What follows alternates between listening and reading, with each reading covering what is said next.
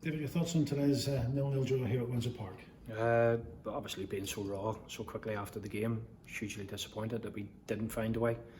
I thought our level of performance today was poor. We didn't quite get to the levels where we needed to and wanted to. But again, I'm always the first to admit, it's actually hurt my eyes at times today with the level of performance, which is very unlike me and the way I feel, but so disappointed.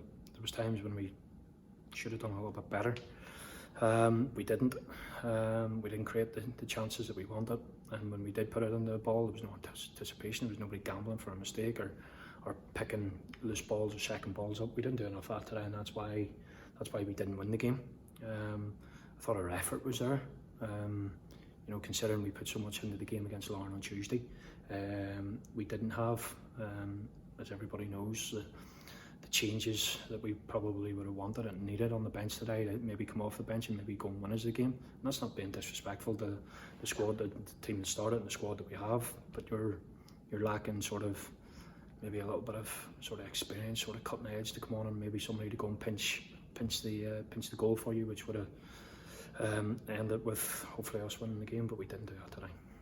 It was a similar game to the other night. In the second half, we piled on, and the ball dropped for us the other night, but it just wouldn't drop for us here today. Yeah, again, and that's what I said before. You're always hoping that the players are anticipating and gambling a wee bit more on second balls in the round, because we did put a lot of balls into the box. We didn't win enough first headers, and we certainly didn't win enough second and third balls. So, Crusaders, they'll be delighted leaving with a point, obviously with some of the injuries that they sustained during the game today. So we didn't do enough today, and so that's ultimately now the disappointment. The one obviously positive is that it keeps the unbeaten run going, and that's what is it, 8 games, a couple of draws. Yeah, again, we have picked up. Today was probably just a stretch too far with the thin squad that we had. I don't think I've ever been out for one sort of being worried about the size of the squad. I always trust the players, and I trusted the players in the squad today to go and do it. We just lacked that cutting edge today, and we just couldn't get the job done. Watching the players come in at the end of the game, there was a whole team that wasn't on the team and wasn't in the bench. I mean, how do you cope with that list of absentees that we had published before the game today? Yeah, that's a hard one. Again, when you look at the players that we have missing, maybe one of them could have come on, or maybe one of them could have started today and give you that little bit extra. But injuries are injuries. We all pick them up.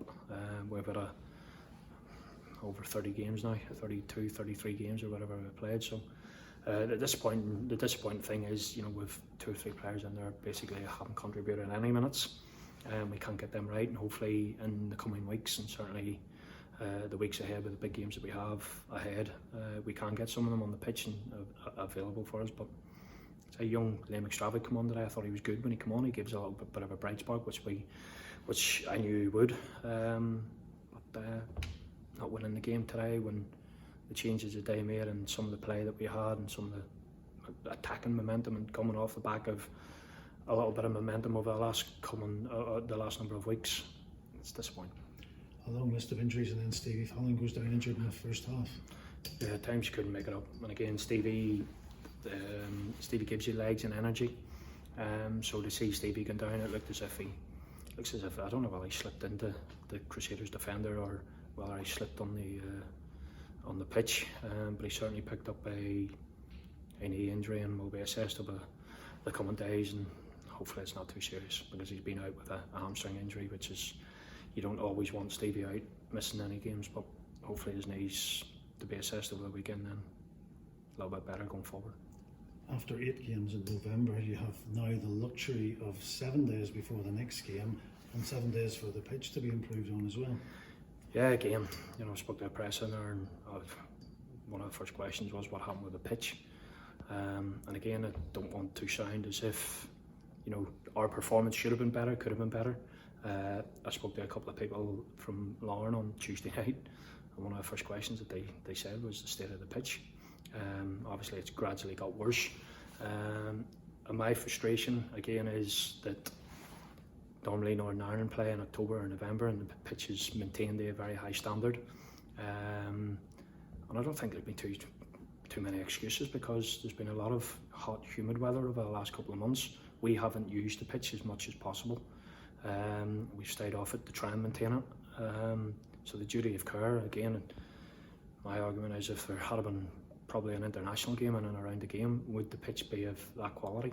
Absolutely not, because people would be embarrassed, and anybody sitting in their living room watching from afar tonight on the stream or wherever else that they're watching it from, probably straight away their eyes would have been fixed on the state of the pitch. I walked on the pitch at the end and I could hardly even stand up on the pitch. It was like an ice rink.